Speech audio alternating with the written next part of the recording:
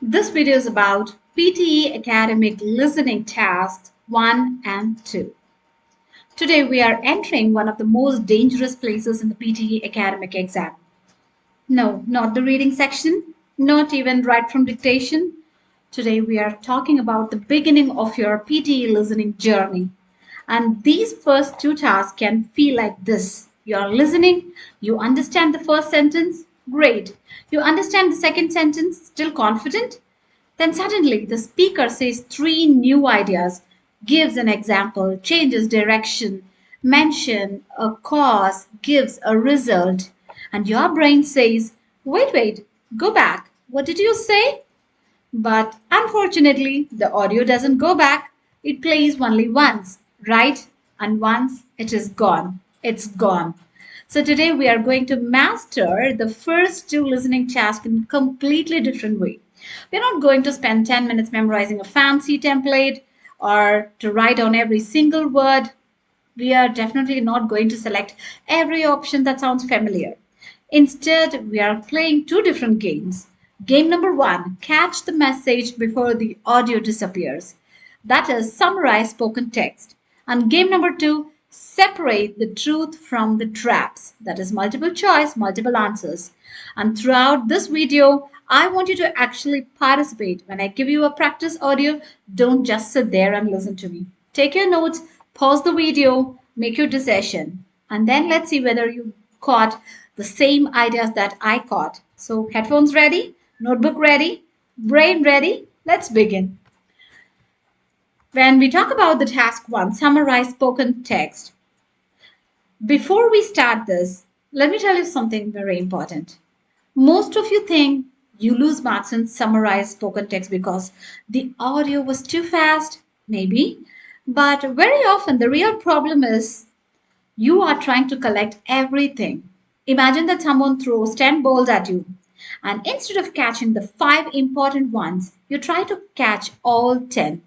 What happens? You catch nothing. That is exactly what many people do during summarized spoken text.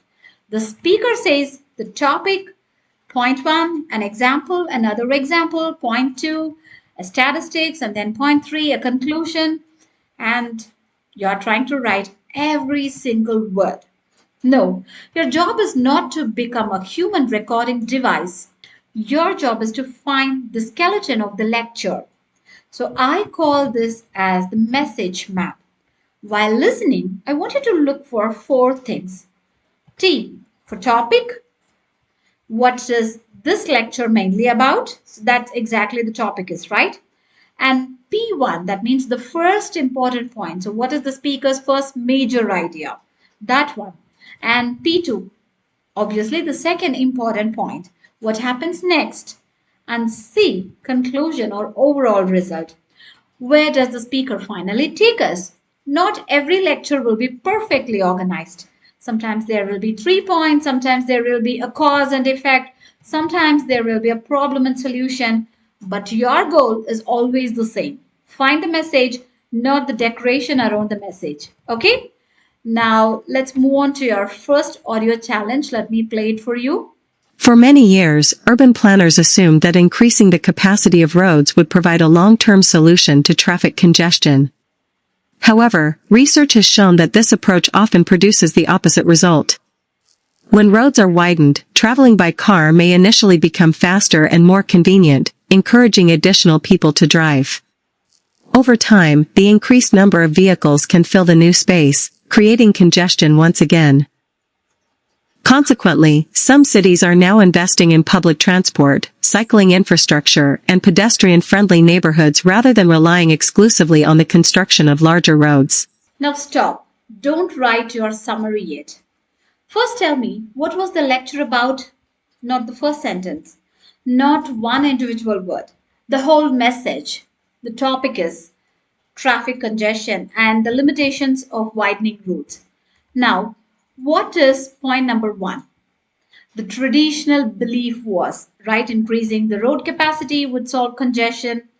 And point number two, research showed that wider roads can actually encourage more people to drive. And what's the result? More cars, eventually fill the new road space. And finally, what is happening now? Cities are considering alternatives such as public transport, cycling, infrastructure, and pedestrian friendly areas, right? Now look at your notes. If your notes look like this, like, urban planners, roads, long term, congestion, research, opposite, wider, faster, convenient, people, vehicles, space, cycling, pedestrian, you have collected too much. Your notes are not going to help you. Try something like this: traffic congestion, that's the topic. All solution, wider roads. Problem is more driving and congestion returns. New approach is alternative. That means the public transport, cycling plus pedestrians. Now we have a map, right? So now we can write our summary. Let me give you the sample summary. The sample summary looks like this. The lecture explains why widening roads may not provide a lasting solution to urban traffic congestion. Although additional road capacity can initially improve travel conditions, it may encourage more people to drive, eventually creating congestion again.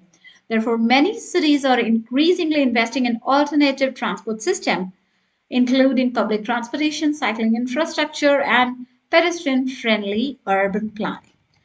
Now let's count. We are safely within the required word range. But more importantly, look at what we did not include.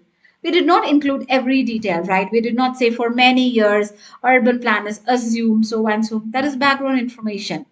We went directly to the main message here. Got it? Now let me show you something very important. Imagine that your notes are like roads, congestion, wider, cars, transport, just like random words. And you suddenly think, oh no, I missed some information.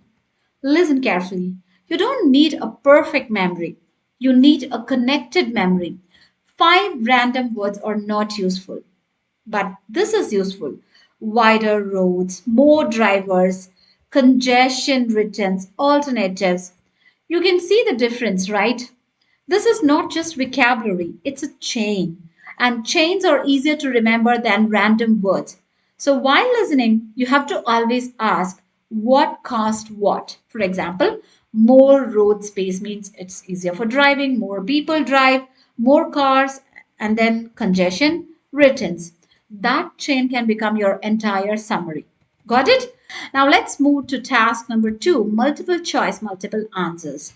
This task has very dangerous trap. The speaker says a word, you see the same word in an answer option, and your brain goes, "Yes, I heard that, select."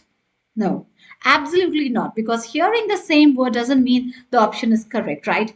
Your mission is not finding matching vocabulary. Your mission is find matching the meaning. That changes everything, right? Now I'm going to give you a three box method. So for this task, imagine that every option goes into one of the three boxes. Box 1, confirm. That means the audio clearly supports this. And box 2, distorted, which means the option uses information from the audio but changes the meaning. That's very dangerous, right? And box 3, not at all mentioned. Maybe logical, maybe interesting, maybe completely true in real life, but the speaker did not say it. Do not select it. Okay? Now let's move to the audio here.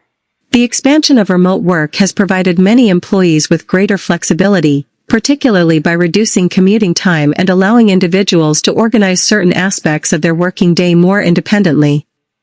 However, remote work does not automatically improve every aspect of employment. Some workers may experience isolation, while communication can become more difficult when informal conversations are replaced by scheduled online meetings. In addition, working from home is not equally convenient for everyone. Employees who share limited living space or lack access to a quiet working area may find it difficult to concentrate. For this reason, organizations need to consider how technology, communication practices, and management strategies can support employees working in different circumstances.